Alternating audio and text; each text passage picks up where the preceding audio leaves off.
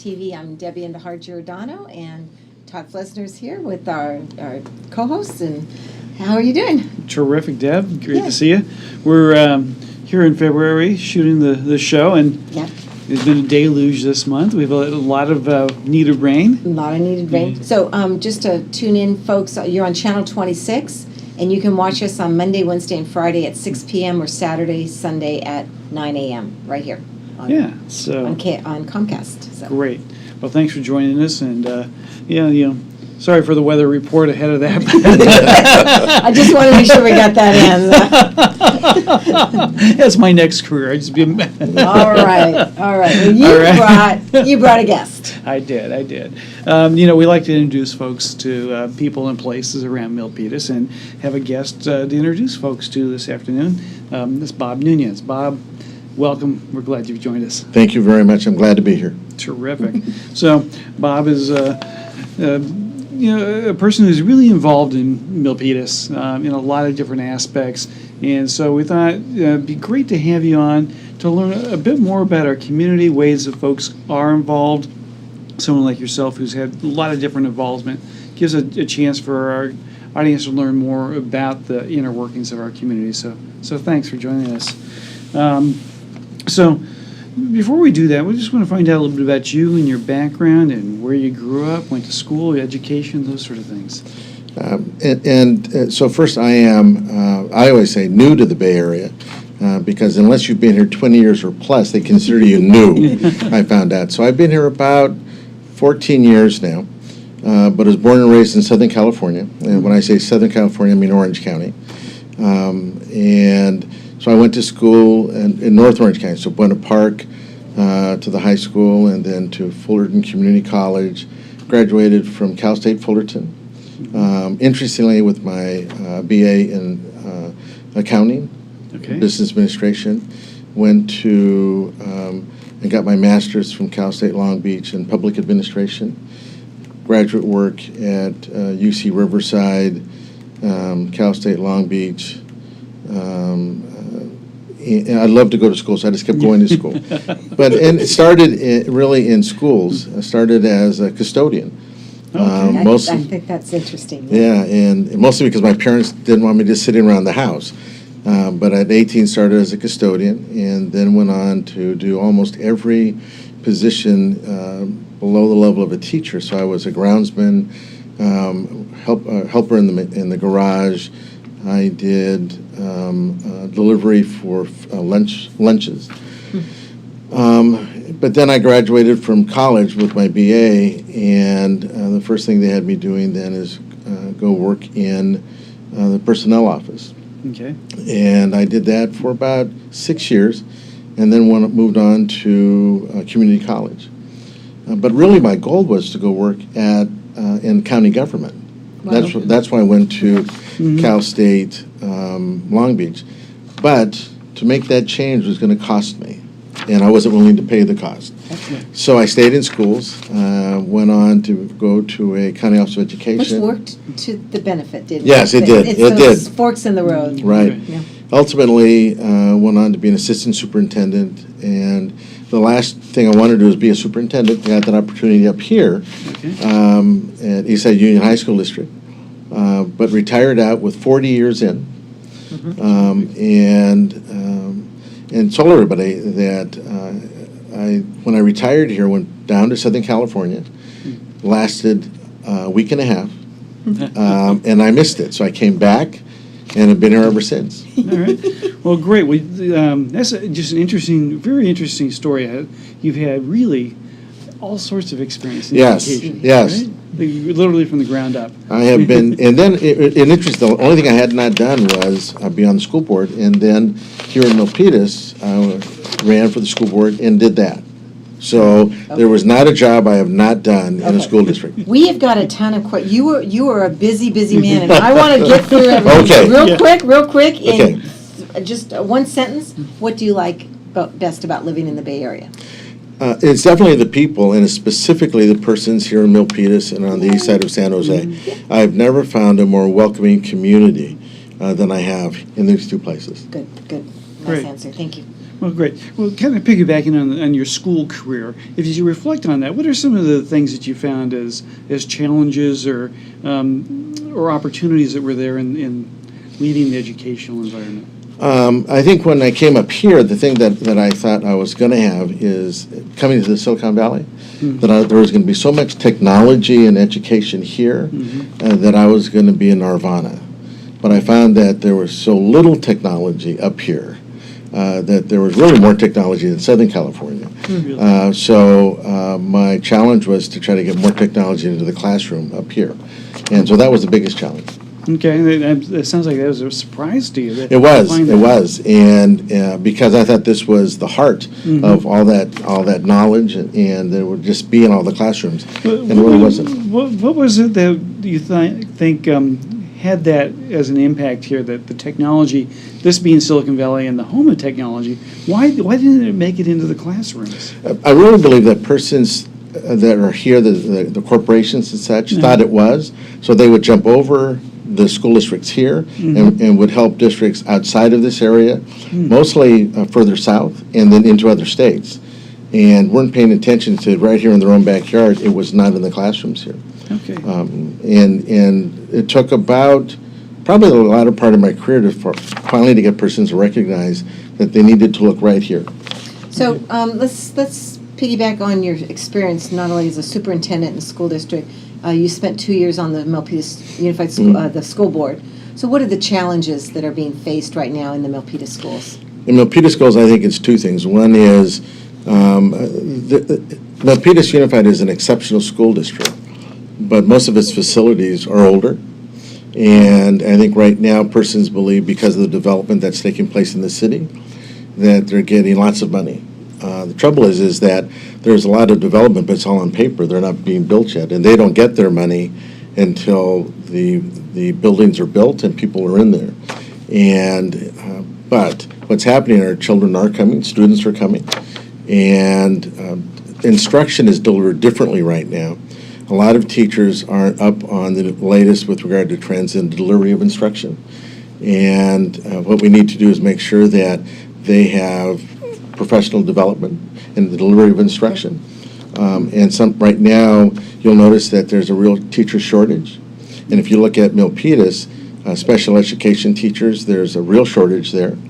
The teachers that teach using the latest technologies are not there.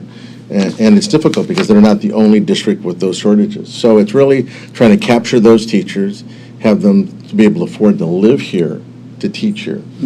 Okay. Good. You talked about some of those challenges. What are some of the rewards in terms of your service with the Milpitas School District?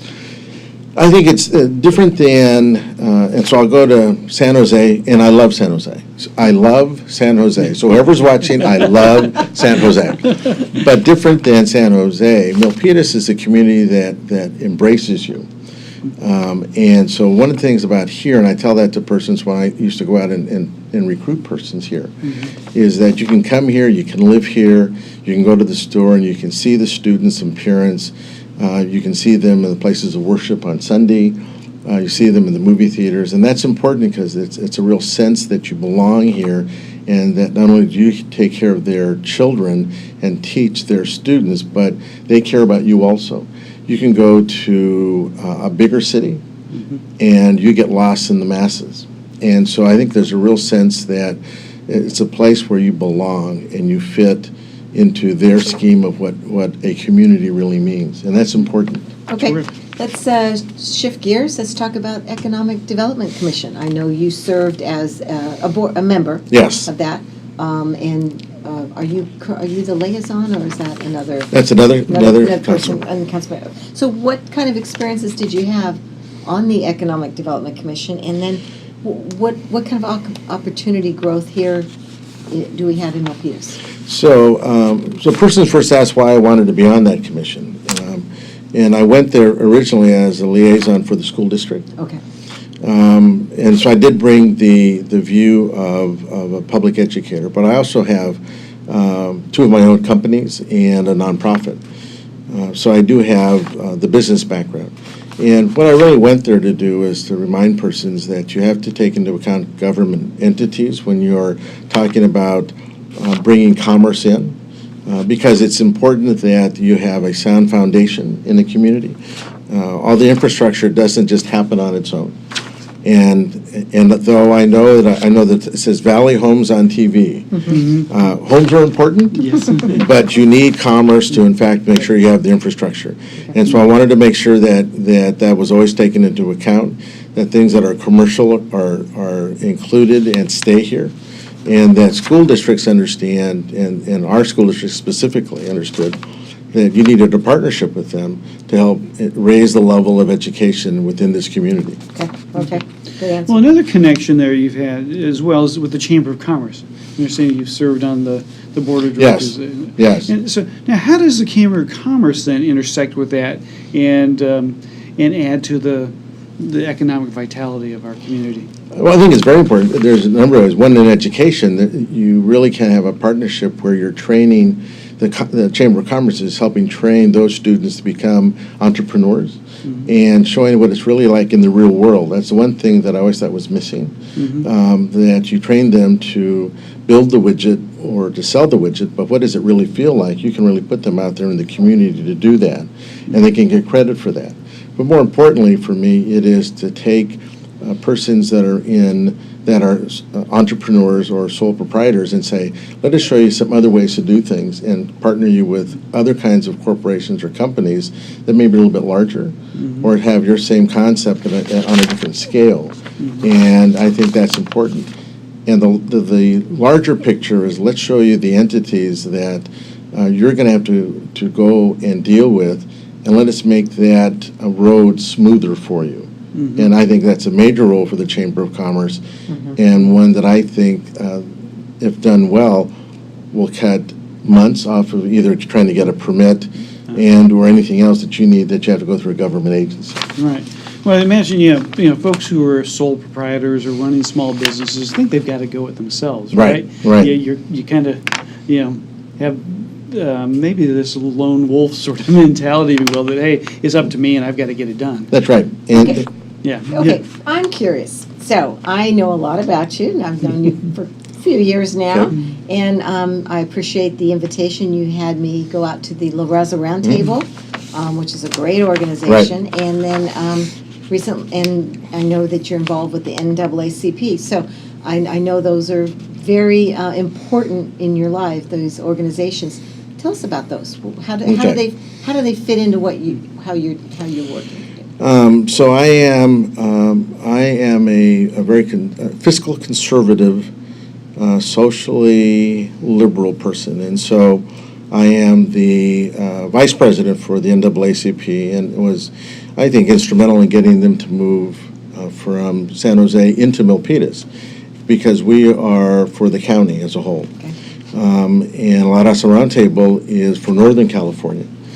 Both of those are social justice organizations, and I'm a firm believer that you have to help all of those around you, especially those that are less fortunate. I think I've been really lucky in my life. My parents and grandparents and myself early on we were in the fields picking strawberries and avocados and all those things down south. Where I'm at today isn't by accident.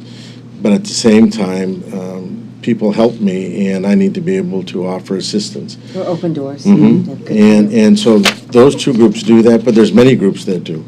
And my belief is you two probably have done those same things. I just happen to do it in larger organizations as well. Okay, good. Well, good. I also understand the Rotary Club this Yes. next year. You're going to provide leadership there. Congratulations! Yeah. You're the incoming president of the Rotary Club. Yes. So I'm going to count on both of you a lot. Well, So it sounds like you say yes to a lot of opportunities.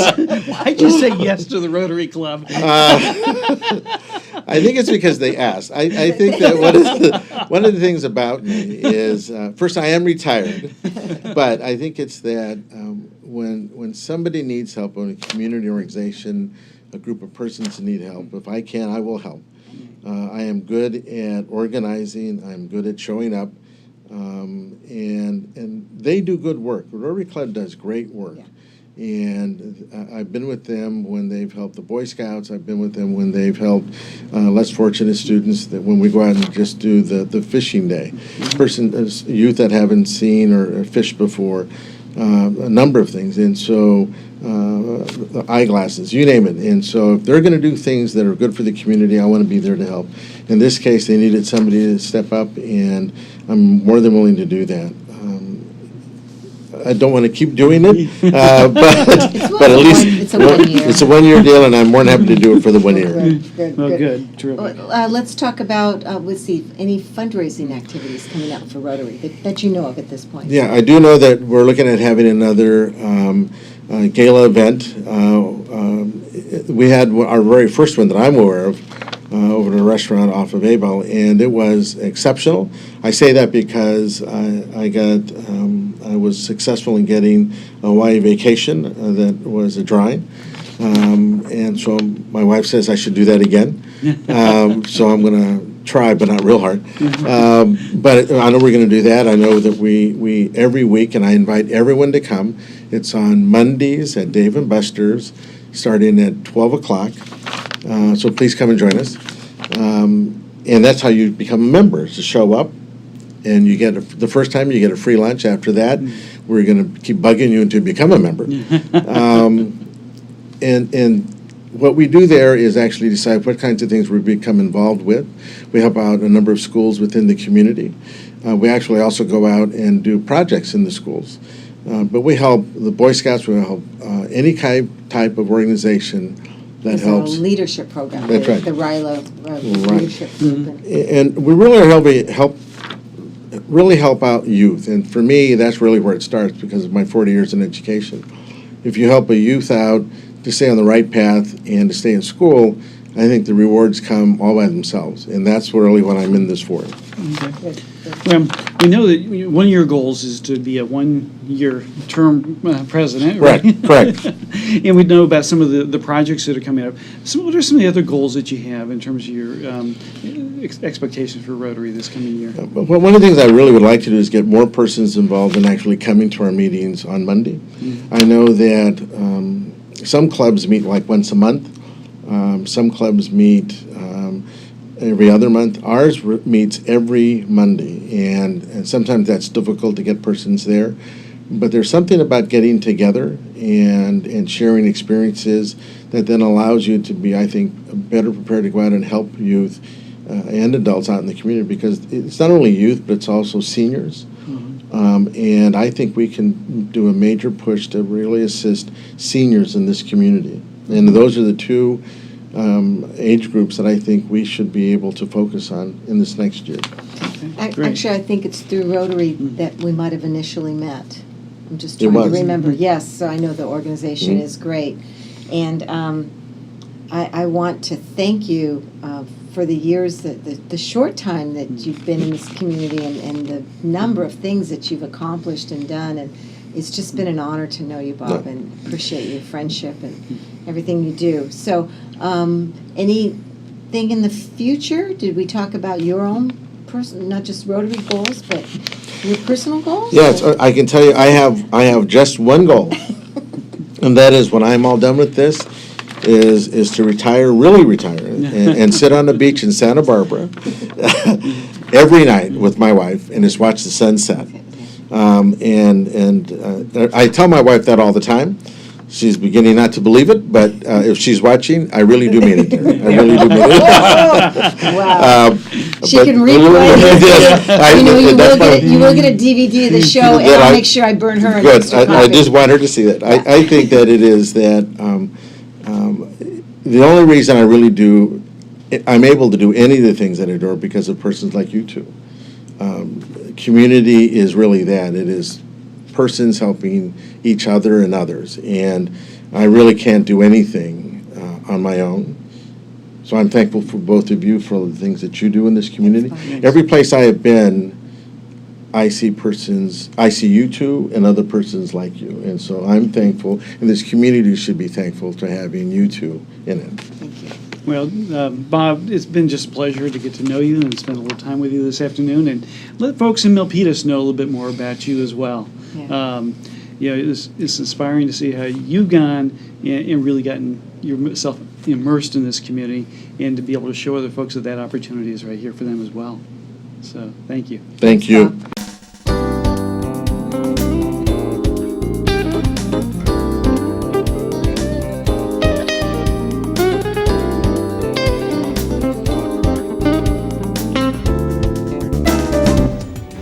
We had been called up for the first time.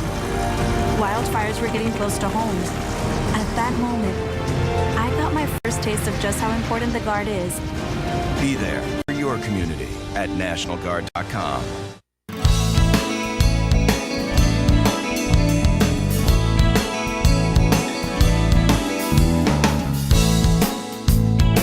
Hello, everyone. Welcome back.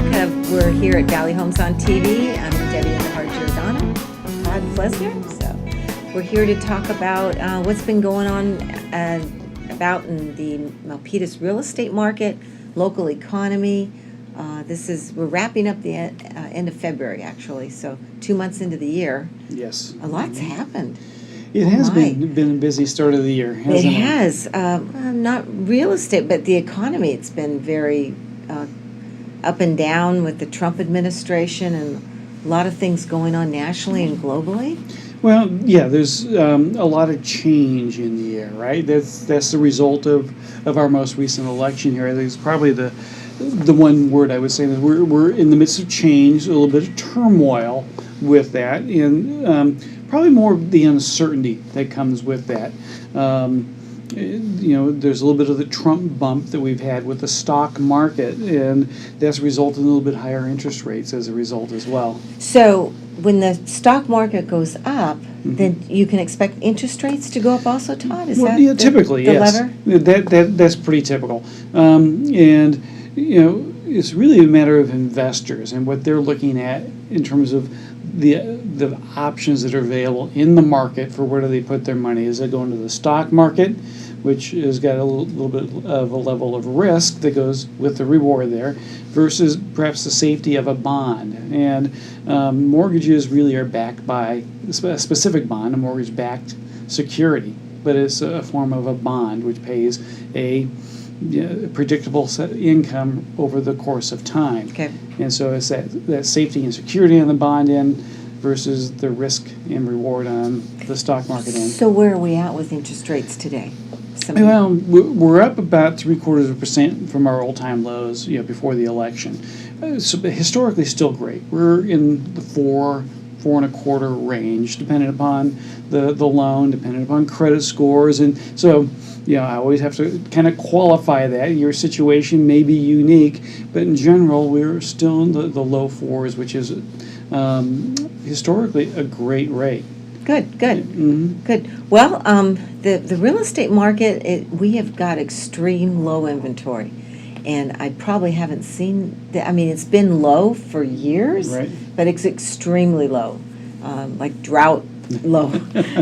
I actually got a contract accepted yesterday for a buyer. We were able to go in. We offered $100,000 over list price. My goodness. To get that accepted.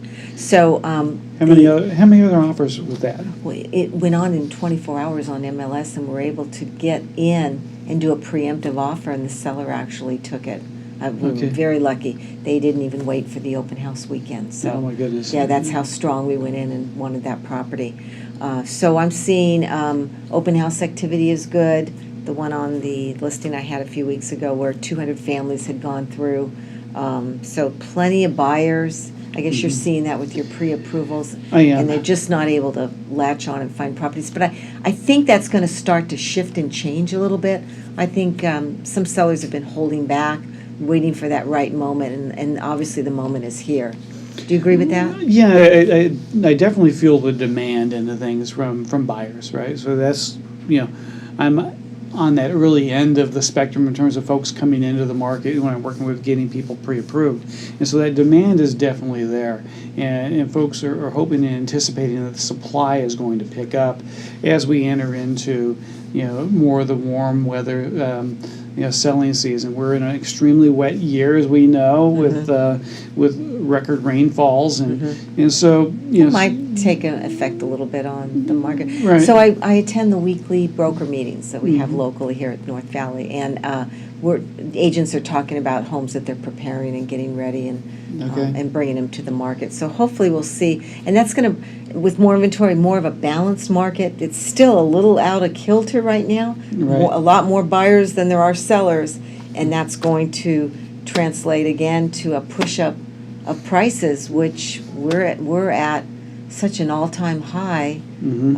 And our speaker, our guest David Grandy, talked about the affordable housing issue here locally for employees and people that he works with, and that's just it's a very difficult situation to live and work here in the valley. It is, and we have some very high earning capacity folks that live in this valley, but there's a diversity of different types of housing needs that we're here, and that's the challenge, right, for people of all economic spectrums in this valley, and and that's one of the things that I enjoy is the opportunity to work with folks who have that goal of home ownership, and right, helping to find ways that they might be able to achieve that. Yes. But we do know this is a challenge. It is a challenge. Yeah. So how about some numbers? Yeah, let's talk about Let's talk about numbers. So I'm looking at January 2016, a year ago.